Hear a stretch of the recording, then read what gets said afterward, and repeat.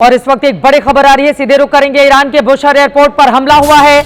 Iran का passenger plane तबाह हो गया है। बड़ी खबर, ईरान के बुशहर एयरपोर्ट पर किया गया है हमला, जहां पर ईरान का पैसेंजर प्लेन बुरी तरह से तबाह हुआ है। अब इसमें कितने लोग मारे गए हैं, क्या खबर है, जैसे और जानकारी सामने आएगी आप तक पहुंचाएंगे। लेकिन पैसेंजर प्लेन था जो पूरी तरह से तबाह हो गया है और अब ईरान को युद्ध के इन 4 दिनों में भारी नुकसान उठाना पड़ा। एक एक करके उसके बारे में जानकारी देते हैं। अमेरिका और इजराइल ने मिलकर आखिर कितनी बड़ी तबाही मचाई है, वॉर रूम के बारे में और ज्यादा जानकारी के साथ हमारे साथ नीरज जुड़े हुए हैं। नीरज, एक एक करके, क्योंकि खबर यह है और जो दावे भी किए जा रहे हैं कि बहुत बड़ी क्षति, बहुत बड़ा नुकसान, और देखिए एक एक करके इसके बारे में जानकारी दीजिए। देखिए चित्रा, अगर बात करें हम कितने शहरों में गिरे हैं ईरान के, तो 153 शहरों में जो है बम अमेरिका और इजराइल ने गिराए हैं। कुल हमले कितने हुए? 1000 से ज्यादा हमले जो है ये ड्रोन से, मिसाइल से, बॉम्ब से, इनसे हुए हैं। मौत कितनी हो चुकी है? 800 से भी ज्यादा मौत है, जिनमें से 160 जैसा आपने बताया कि स्कूली छात्र, एक तो पूरा स्कूली जो गर्ल्स स्कूल था उस पर अटैक हुआ। कहां नुकसान हुआ है? सिविलियन इंफ्रास्ट्रक्चर पर हम देख रहे हैं, जो कि सबसे ज्यादा नुकसान हुआ है, सिविलियन इंफ्रास्ट्रक्चर पर हुआ है। आपने देखा कि उनके प्रेसिडेंट हाउस को, सुप्रीम काउंसिल को, उनके खामनेई जो सुप्रीम लीडर हैं उनके घर को नुकसान पहुंचाया गया।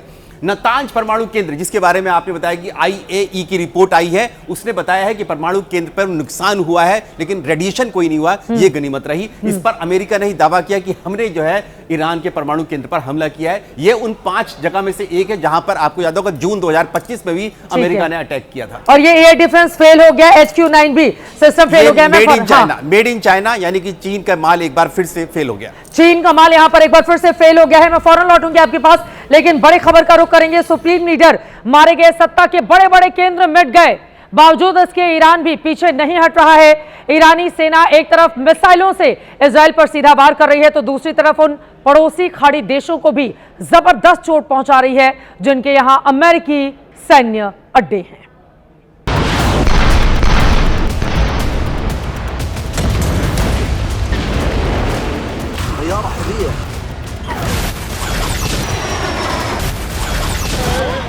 ईरान से दागी गई ये मिसाइलें कद्र और इमाद दोनों ही बैलिस्टिक मिसाइलों के टारगेट पर इजराइल है।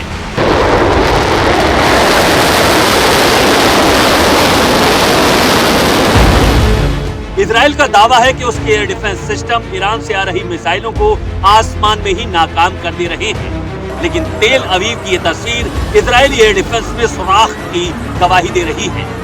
तेल अवीव में ईरानी मिसाइल गिरी तो आगजनी और दहशत की कुछ ऐसी तस्वीर सामने आई।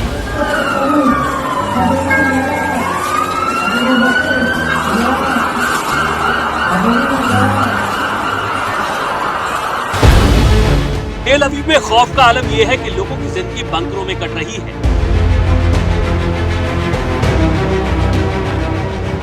अंडरग्राउंड पार्किंग में ही प्रार्थना करनी पड़ रही है।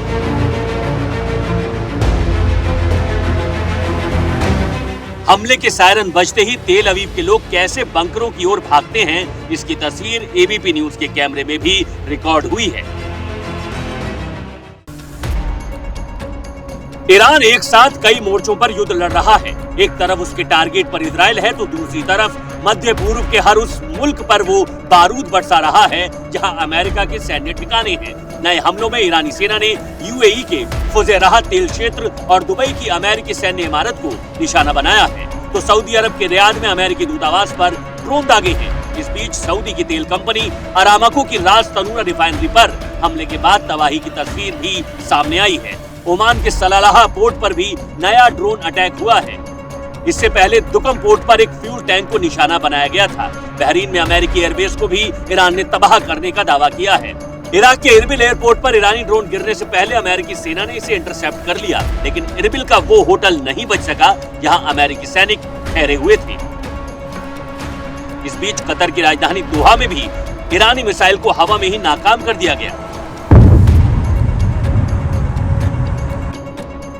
ईरानी हमले से दहशत ऐसी मची है कि सऊदी और कतर ने अपनी ऑयल रिफाइनरी बंद कर दी है।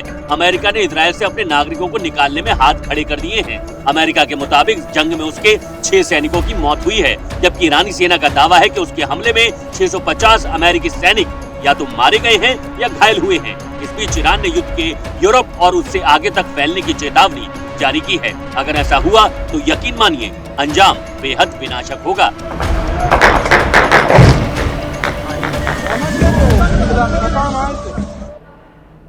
और इस वक्त एक बड़ी खबर आ रही है, सीधे उसका रुख करेंगे। लेबनान में इजराइल के ताबड़तोड़ हमले जारी हैं। हिजबुल्लाह के ठिकानों को निशाना बनाया जा रहा है। लगातार इजराइल की ओर से एक के बाद एक कई हमले किए गए हैं और बड़ी खबर यह मिल रही है कि लेबनान में 24 घंटे में 40 लोगों की मौत हो गई है और कई ऐसे शहर रहे, इलाके रहे जहां पर बड़ी तादाद में हमले किए गए। वहां से आम लोग, स्थानीय लोग निकल के दूसरे हिस्से में शरण ले रहे हैं। महायुद्ध में हमने आपको जानकारी दी थी 2 सीक्रेट के बारे में। नीरज और ज्यादा जानकारी देंगे। इस सीक्रेट रूम से जुड़ी हुई और ज्यादा जानकारी वॉर रूम से क्या आ रही है नीरज?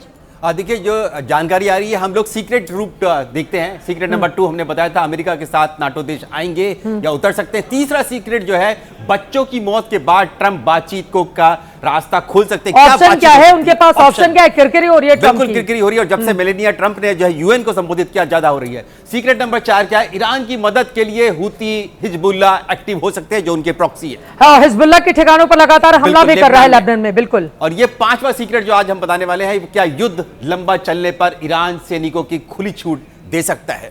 ईरान सैनिकों को खुली छूट दे सकता है। तो क्या अभी तक, मतलब युद्ध लंबा, अभी तक उस तरह की छूट नहीं मिली है क्या? बिल्कुल छूट मिली हुई है, लेकिन अभी वो ऐसे थे कि इंडिपेंडेंट थे, अलग थलग पड़े हुए थे। लेकिन अब ऐसा लगता है जो ईरान की मोज़ेक डॉक्ट्रिन जो है वो फॉलो कर रहे हैं, यानी कि हर जो फील्ड फॉर्मेशंस हैं वो अपने तरीके से जो उनको टारगेट दिए गए होंगे उनके तरीके से वो वहां हमले करेंगे। एक बड़ी खबर आ रही है, सीधे उसका रुख कर लेते हैं। सबके बीच बड़ी खबर यह है, पीएम मोदी मिशन शांति में जुटे हुए हैं, लगातार बातचीत कर रहे हैं और तमाम उन जगहों पर जहां पर हमले जारी हैं ईरान की ओर से, उन मुल्कों के राष्ट्राध्यक्ष, प्रधानमंत्रियों, राष्ट्रपतियों से नरेंद्र मोदी की बातचीत जारी है। बड़ी खबर आ रही है, 3 दिनों में 8 राष्ट्रों के प्रमुखों से बातचीत हो चुकी है प्रधानमंत्री नरेंद्र मोदी की। 3 दिनों में 8 राष्ट्र प्रमुखों से पीएम मोदी ने बातचीत की है।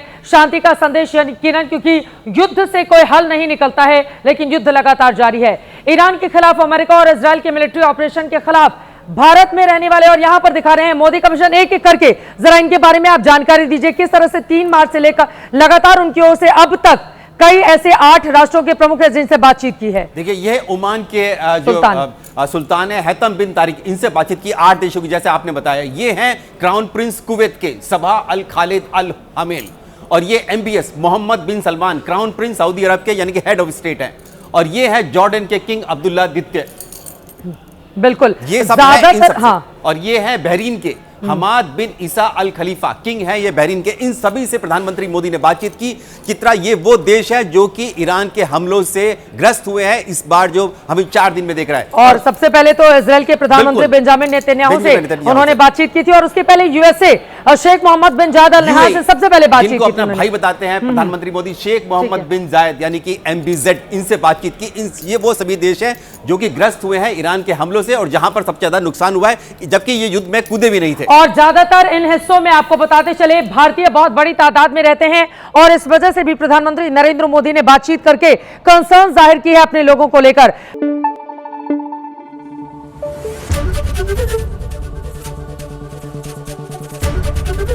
ABP न्यूज आपको रखे आगे।